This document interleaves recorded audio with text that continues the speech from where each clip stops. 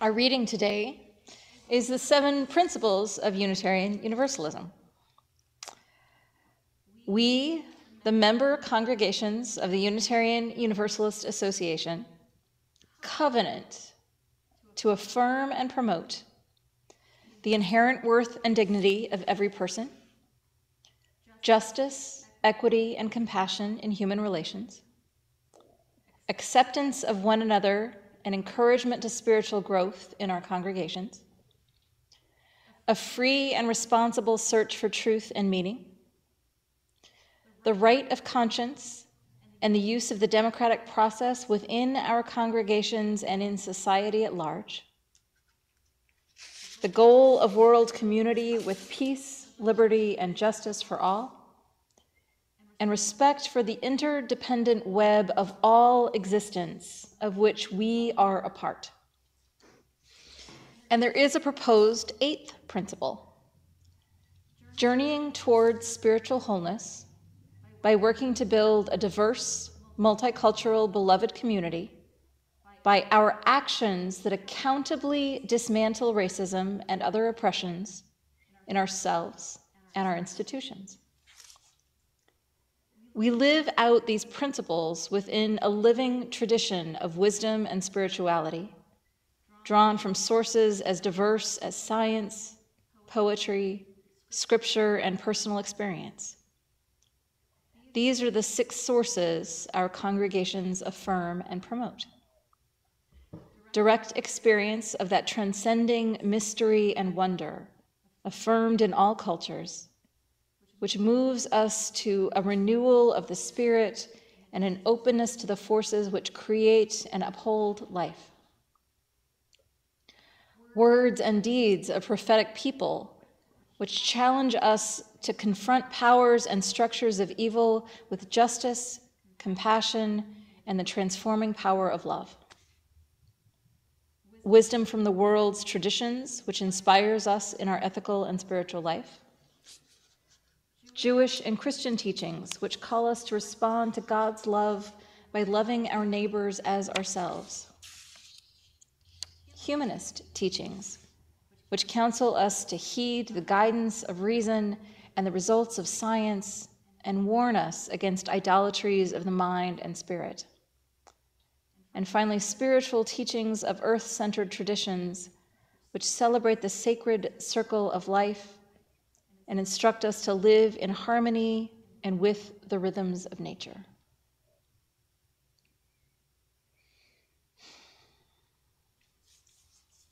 So back when I was first looking into Unitarian Universalism, when I was living in Rhode Island, I wanted to know what they stood for.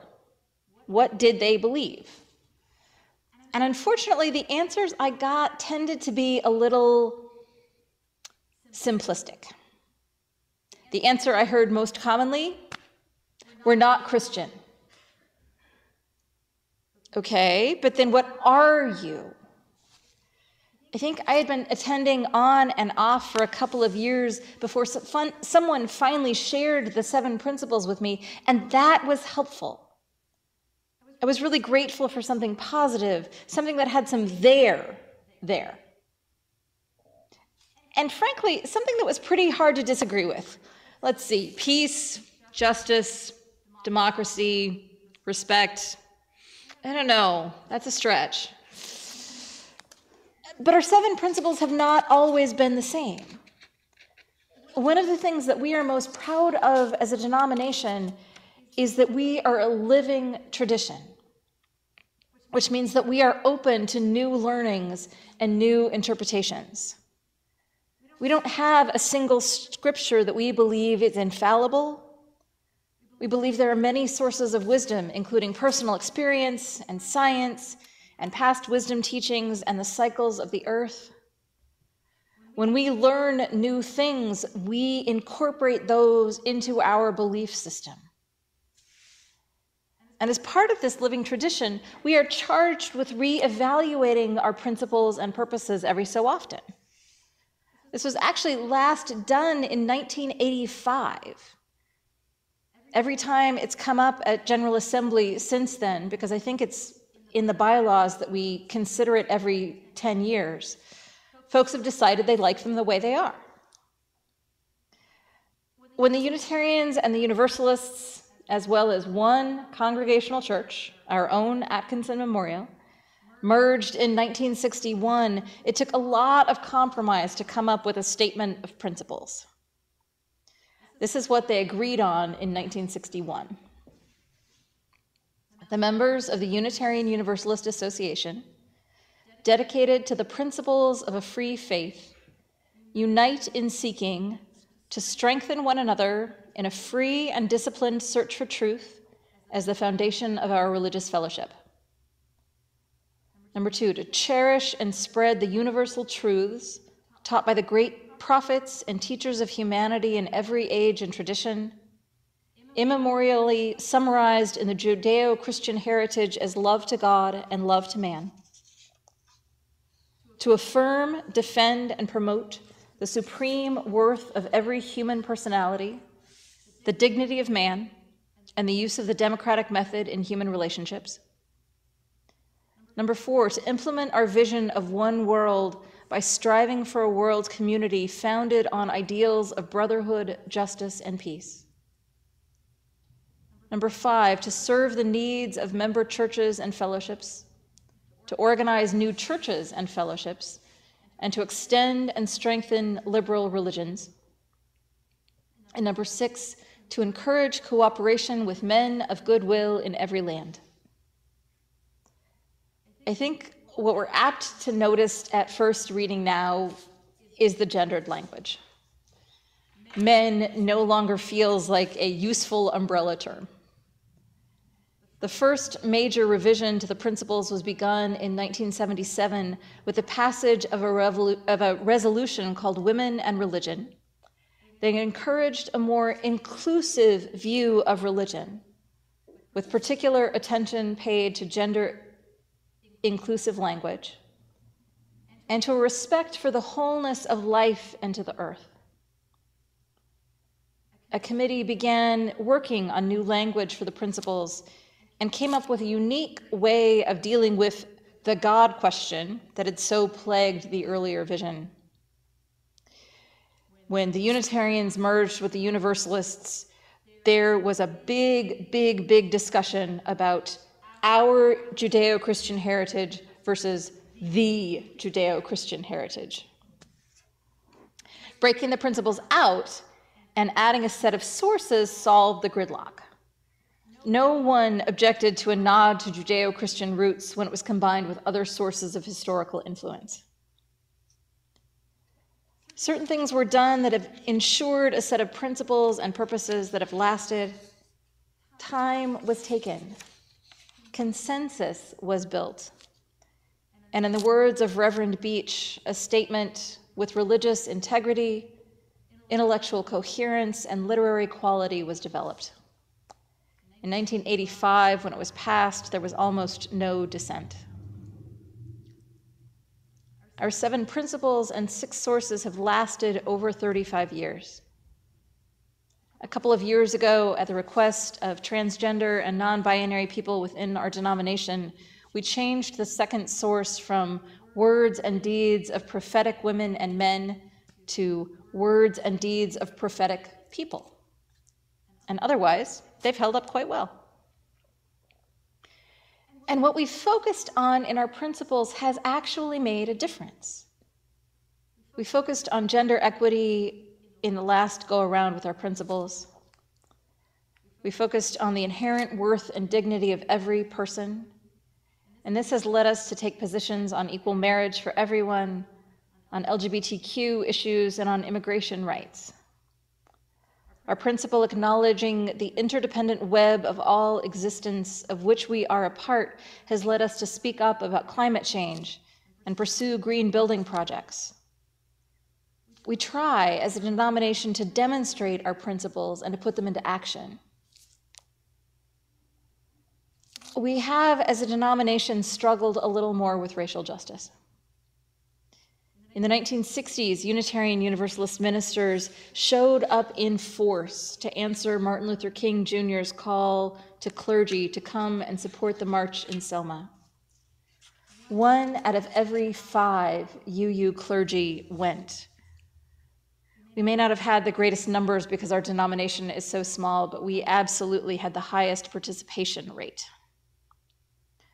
Reverend James Reeb, a white Unitarian Universalist minister, was brutally beaten and died after eating at an integrated lunch counter with 2 other clergy friends. His death sparked a national reckoning, and after Martin Luther King gave the eulogy for him, President Johnson was watching the events in Selma more closely, and eventually the Civil Rights Act was passed. Martin Luther King, Jr., whose life we celebrate this weekend, had a close relationship with Unitarian Universalism. His calm demeanor and commitment to nonviolence and a multiculturalism based not on the color of their skin, but the content of their character, has made him a heroic figure to Unitarian Universalists, as well as to much of America. But the movement of the 1960s is not the movement of today. Encouraged by the activism by UUs at Selma and afterwards, a group of Black Unitarian Universalists asked the General Assembly in, I think, 1967 for money, 68, specifically dedicated to their group, to spend as they wished. And this money, $1 million, was promised. The following year, another group, BAWA, Blacks and White Action, asked that they be given part of the money. And it turned out that the promised money wasn't there. Over a third of the General Assembly left the Convention Center for Arlington Street Church, and some of them never came back to the movement or to Unitarian Universalism. They felt lied to, and that Unitarian Universalism had failed to keep its promise to empower Black Unitarian Universalists. As a denomination, we have made great strides in justice for women and for LGBTQ folks. But our Black, Indigenous, people of color ministers have been telling us for years that they have been passed over for promotions and positions. We have remained, much to our frustration, one of the whitest denominations in the country. In 2017, the UUA hired a regional lead, another white minister. A Latina religious educator had also applied for the position and believed she was a finalist.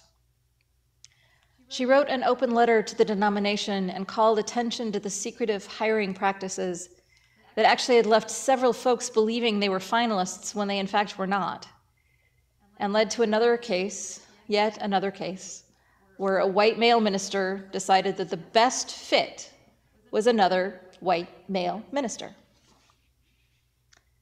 Peter Morales, our first Latino UUA president, sent out a letter that was frankly pretty tone-deaf, that called the people asking for an inquiry into the hiring practices of the UUA hysterical. The man who did the hiring was fired, and Peter Morales resigned as president less than 2 months before his term ended. And thus began a racial reckoning that has become one of the biggest controversies in the denomination over the last 40 years. At the same time that Black Lives Matter has demanded a reckoning of police brutality against people of color. Obviously, Unitarian Universalism doesn't operate in a vacuum.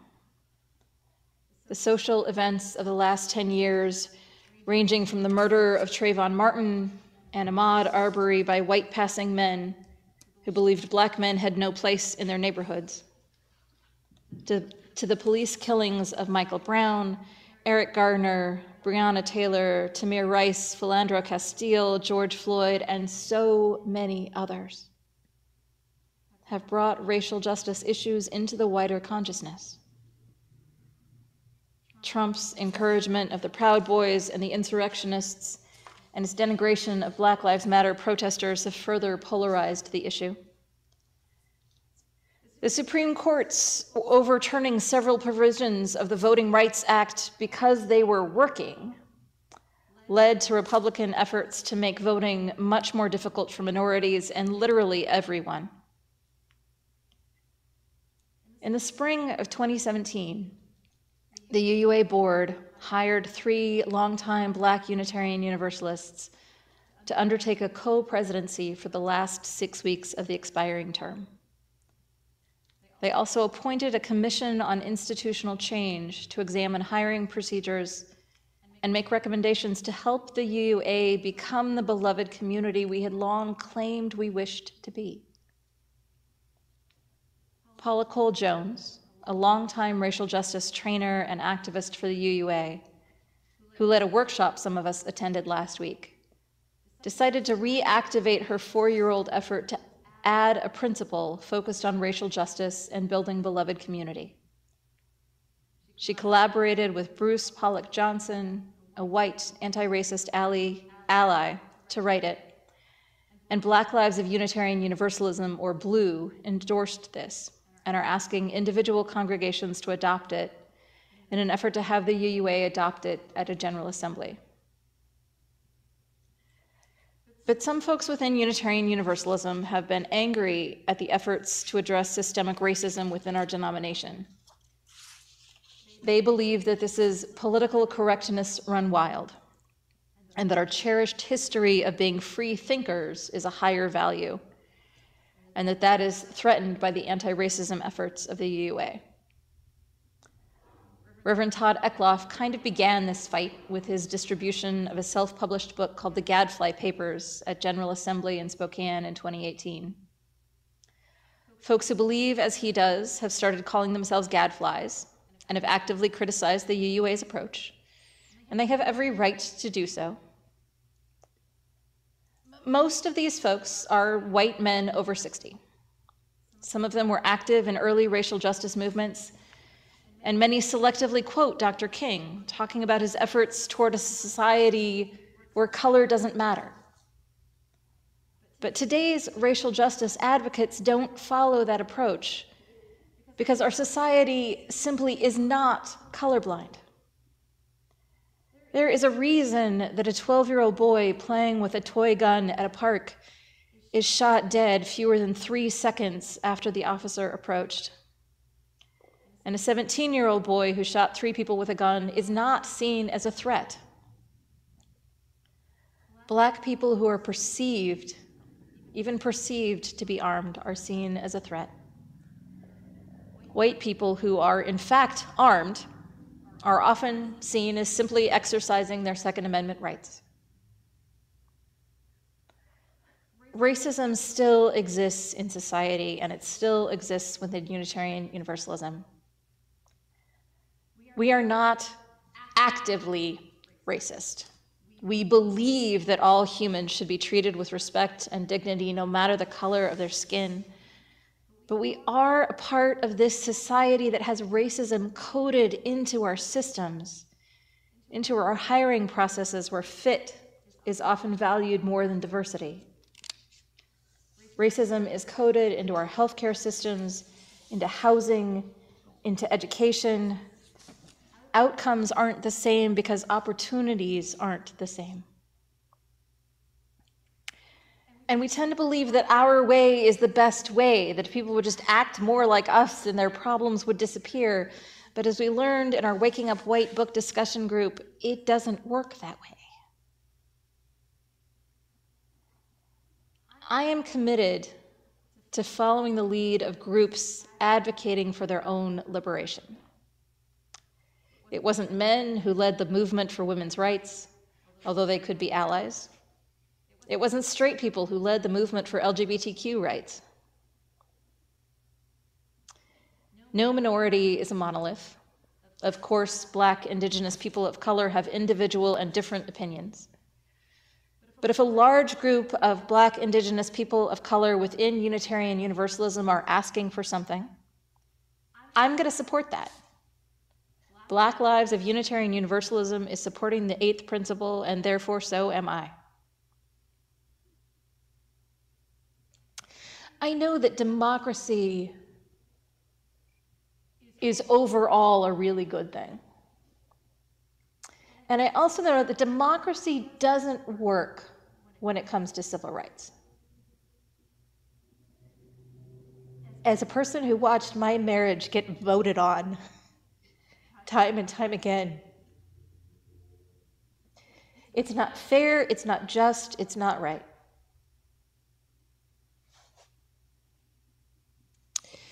In 1966, Martin Luther King Jr. gave the Ware Lecture at the UU General Assembly. It was titled "Sleeping Through the Revolution." And in it, Dr. King asked that we not sleep through the revolution, but that we actively work for it. The next thing the church must do to remain awake through this revolution is to move out in the arena of social action. It is not enough for the church to work in the ideological realm and to clear up misguided ideas. To remain awake through this social revolution, the church must engage in strong action programs to get rid of the last vestiges of segregation and discrimination. Over 50 years ago, we had so hoped and dreamed that racism would be a thing of the past by now. But it has proven harder than we could have imagined to eradicate. We've made incredible progress on so many issues, but 400 years of cultural racism has proven harder to get rid of.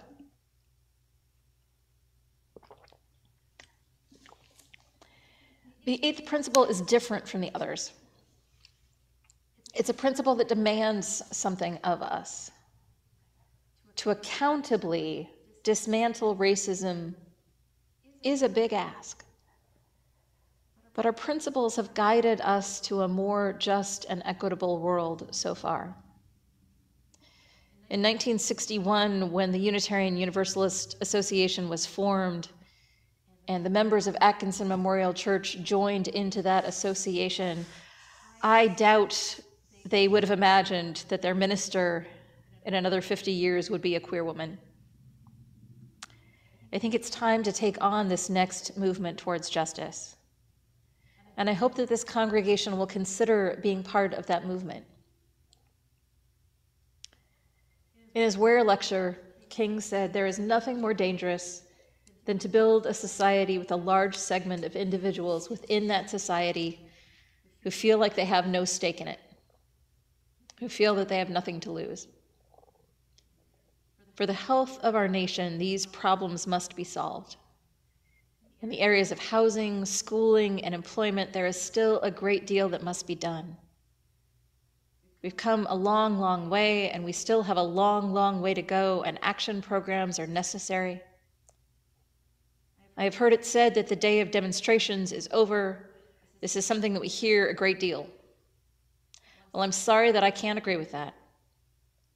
He continues, "I wish I could say the day of demonstrations is over, but as long as these problems are with us, it will be necessary to demonstrate in order to call attention to them." I'm not saying that a demonstration is going to solve the problem of poverty, the problem of housing, the problems that we face in the schools. It's going to take something much more than a demonstration, but at least the demonstration calls attention to it. At least the demonstration creates a kind of constructive crisis that causes a community to see the problem and causes a community to begin moving toward the point of acting on it. The church must support this time of demonstration. Some of the problems are different now than they were in 1966. Too many are the same. The church can and should still call for justice. And if we're going to call on others for justice, my friends, we'd better get our own house in order. May it be so. Blessed be, and amen.